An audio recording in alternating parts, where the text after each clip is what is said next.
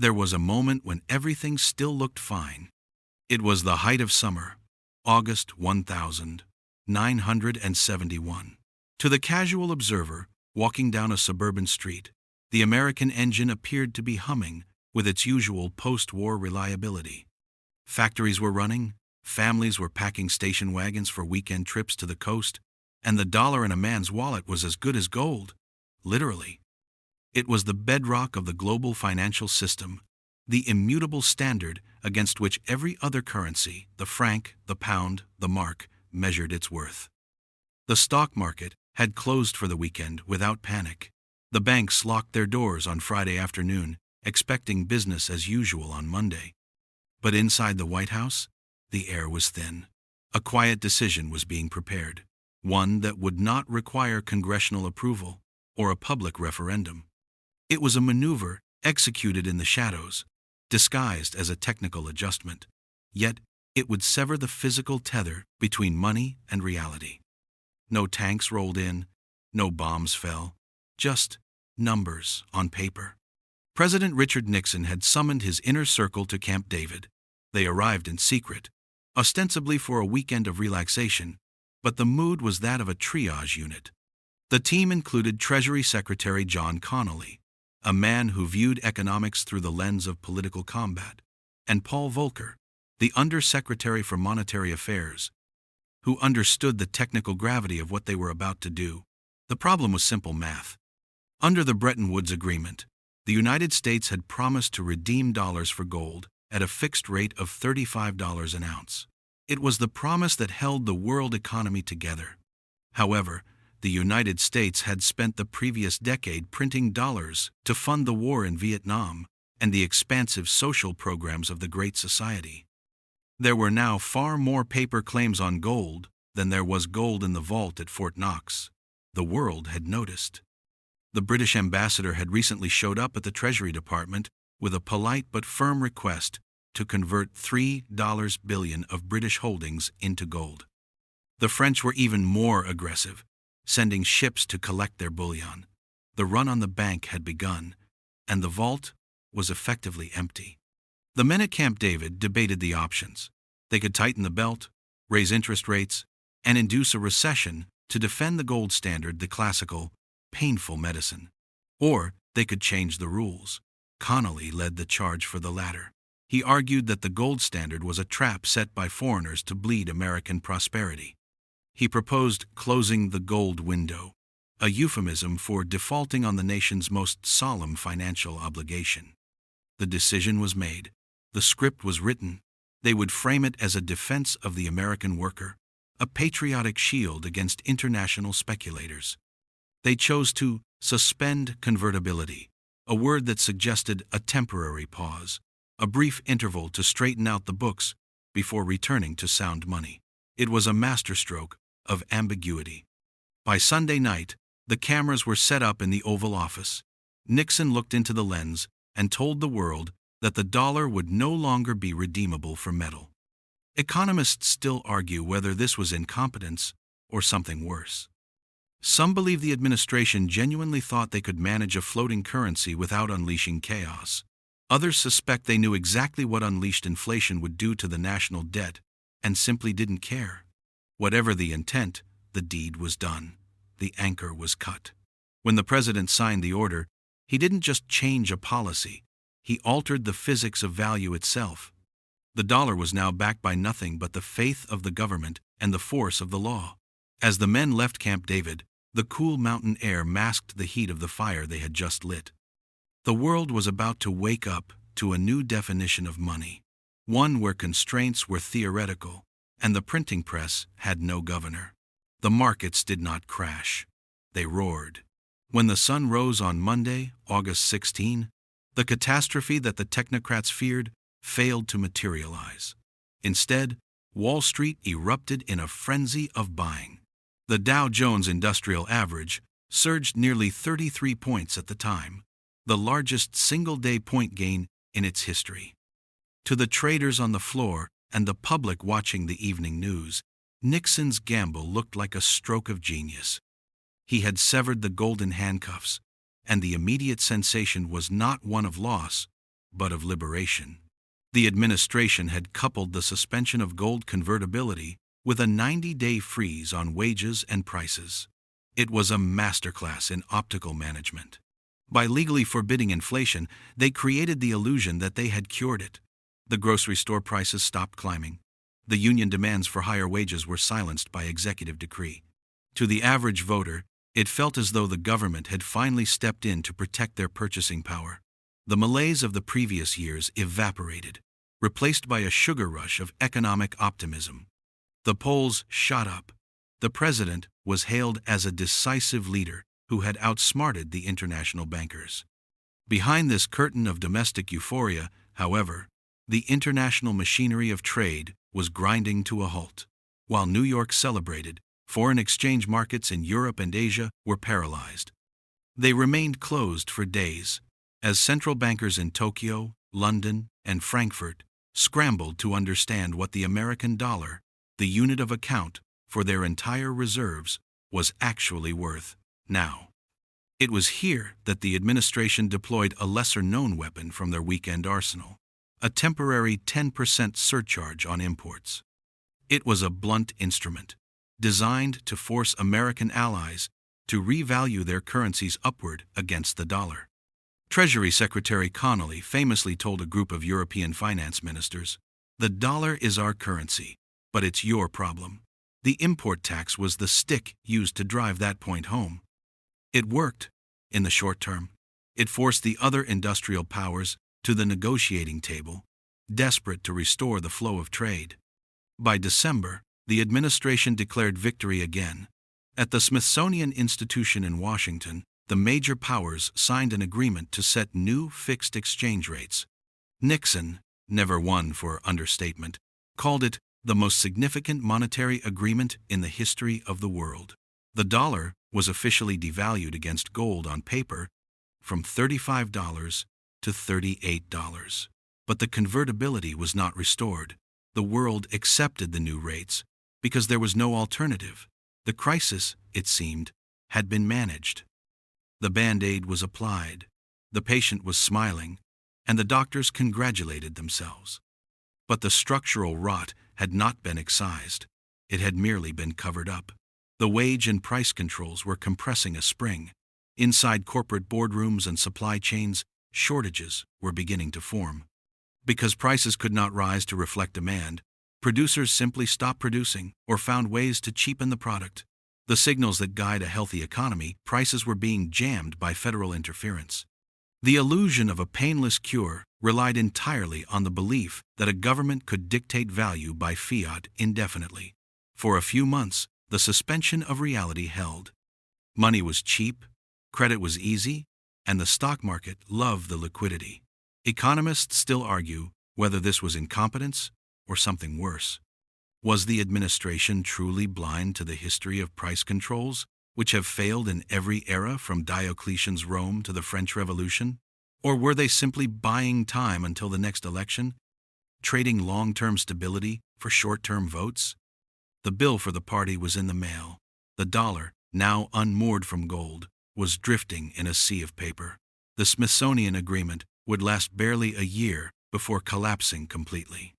The world had accepted the American promise that the dollar was as good as gold, even without the gold. They were about to find out that without the discipline of the metal, the dollar was simply a political tool, subject to the whims of men who needed to print their way out of trouble. The most significant monetary agreement in the history of the world lasted 14 months. By early 1973, the Smithsonian Agreement had disintegrated, washed away by a tide of speculation that no central bank could hold back. The dollar was officially set afloat.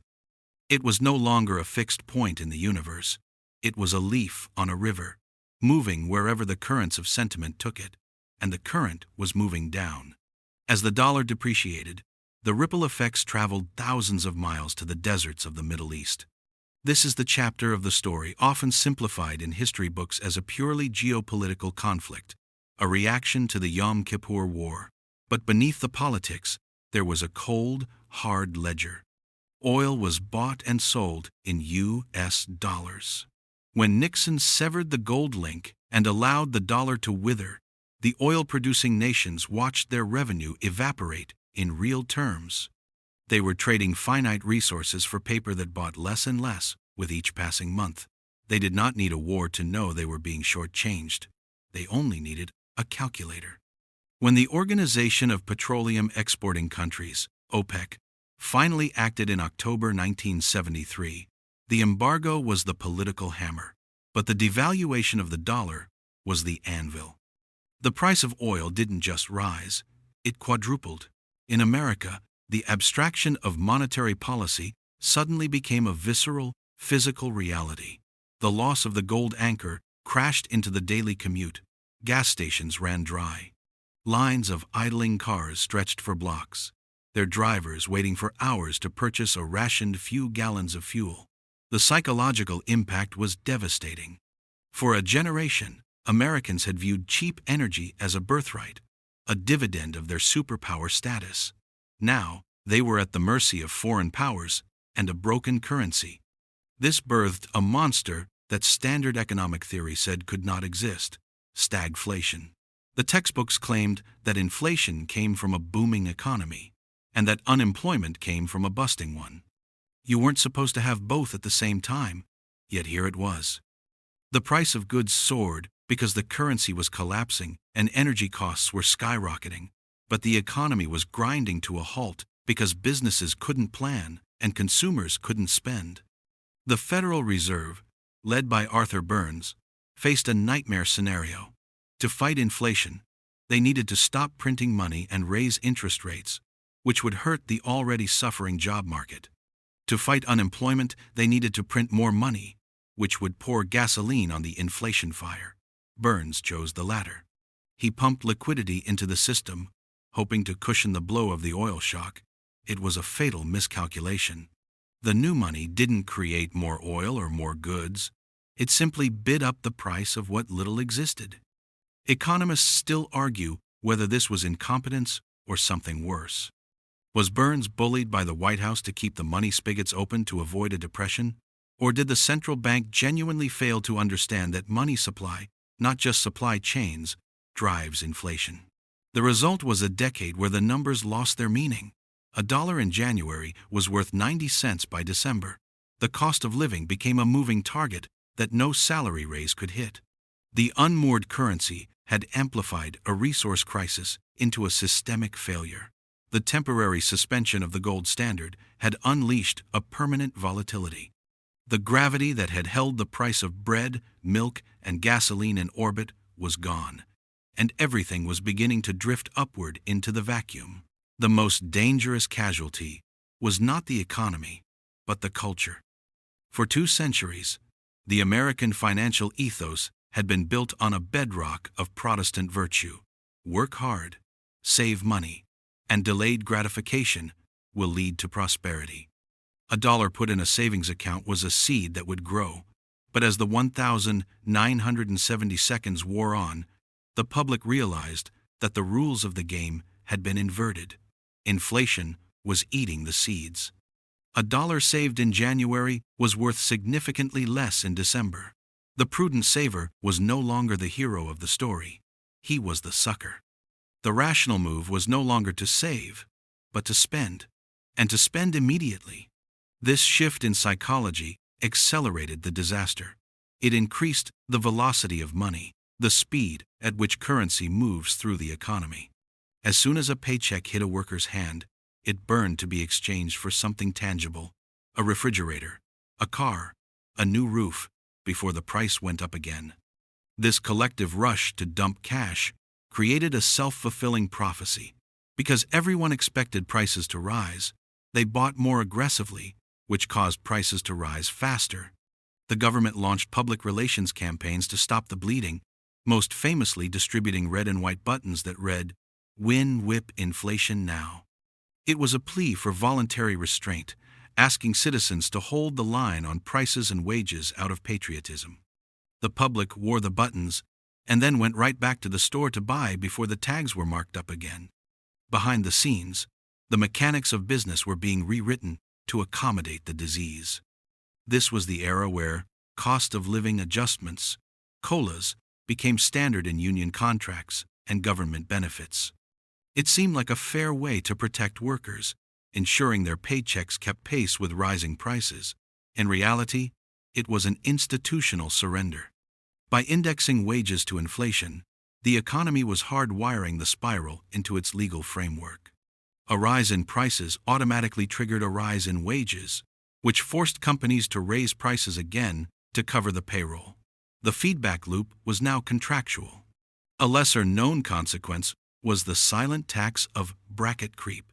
As inflation pushed nominal wages higher, workers were shoved into higher tax brackets, even though their real purchasing power hadn't budged. The government was collecting more revenue simply by destroying the value of its own currency. It was a stealth transfer of wealth from the private sector to the state, executed not by legislation, but by the printing press. Economists still argue whether this was incompetence or something worse. Did the political class allow inflation to run hot because it was the politically easiest way to liquidate the massive debts incurred from the Vietnam War and social spending, effectively defaulting on their obligations without ever saying the word? The psychological toll was profound. The horizon of the American dream shrank. People stopped planning for the distant future and started surviving the immediate quarter. The trust between the citizen and the state, the belief that the money in your pocket represented a stored unit of your labor, was broken. The currency had become a hot potato, and the music showed no sign of stopping. The nation was learning a painful lesson. Money is not just math. It is a shared belief system. And once that belief is shattered, panic becomes the only rational response. The fever eventually broke, but the patient was permanently changed. By the end of the decade, the chaos had become untenable. The dollar was in free fall, and the American standard of living was eroding in real time. It took a giant of a man, Paul Volcker, the same technician who had been present at Camp David, to finally step in as chairman of the Federal Reserve and do the unthinkable. He didn't print money, he strangled it. He raised interest rates to punishing heights, nearing 20%, intentionally triggering a brutal recession to kill the inflation psychology. The strategy worked. The price spiral snapped. But when the dust settled, the old world was gone. The gold standard was not restored. It was replaced by something far more abstract and seductive: the debt standard. In the years that followed, a strange new equilibrium emerged. Having severed the link to gold, the United States discovered a geopolitical loophole of staggering proportion. The world still needed dollars to trade oil and international goods. Since they couldn't exchange those dollars for gold, foreign nations began parking their excess cash in the safest alternative available: U.S. Treasury bonds. In effect, the world was lending America the money to buy the world's products. This created a structural shift that redefined the global economy. Before 1971, a nation that imported more than it exported would eventually run out of gold and be forced to contract. After 1971, the United States could run deficits indefinitely. There was no metal ceiling to hit, only the willingness of strangers to hold American debt. The temporary suspension became the permanent operating system of the planet. A lesser-known consequence of this shift was the financialization of the American economy. With money no longer tethered to physical production, the banking sector exploded in size and power. Speculation ceased to be a side activity and became the main engine. Instruments of credit, derivatives, futures, securitized debt bloomed in the garden of floating exchange rates. Manufacturing, the slow and steady creation of tangible goods, could not compete with the lightning speed of capital moving across borders. The heart of the economy migrated from the factory floor to the trading desk. Economists still argue whether this was incompetence or something worse. Did the architects of this system foresee that unbacked money would inevitably lead to a concentration of wealth, severing the link between productivity and wages? Or were they simply solving for the crisis of the day, blind to the multi-generational debt trap they were constructing?